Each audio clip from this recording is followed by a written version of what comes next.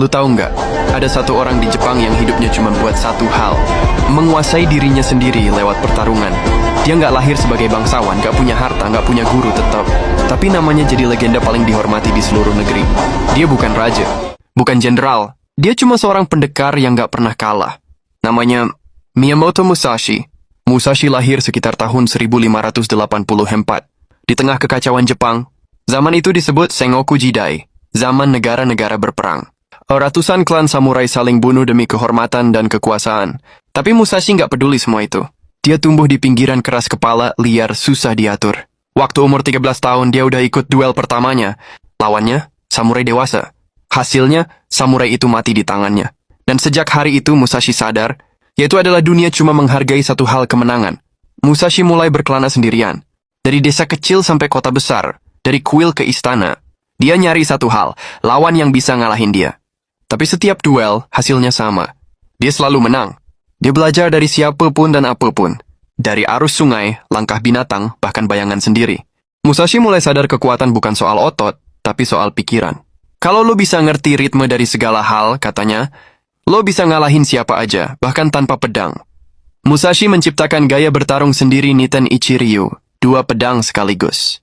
Bagi dia, kalau pikiran lo seimbang, lo bisa ngendaliin 2 pedang, 2 dunia, 2 arah hidup sekaligus. Salah satu duel paling terkenal dalam hidupnya adalah pertarungan di Pulau Ganryu. Lawannya, Sasaki Kojiro, pendekar sombong dengan pedang panjang yang terkenal mematikan. Musashi sengaja datang terlambat, naik perahu, dengan dayung yang dia ukir jadi pedang kayu. Saat duel dimulai, Kojiro menyerang duluan. Tetapi Musashi bergerak cepat, dan dalam satu pukulan, semuanya selesai. Kojiro roboh. Musashi lagi-lagi menang. Semua orang nyebut dia pendekar tak terkalahkan.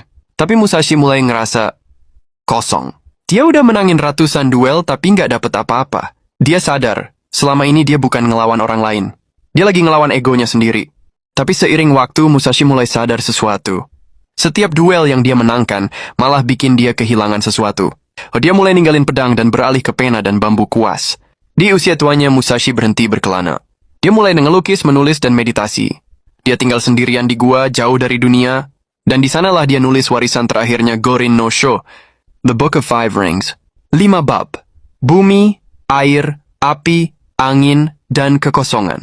Isinya bukan soal cara bunuh orang, tapi soal cara hidup tanpa takut kalah.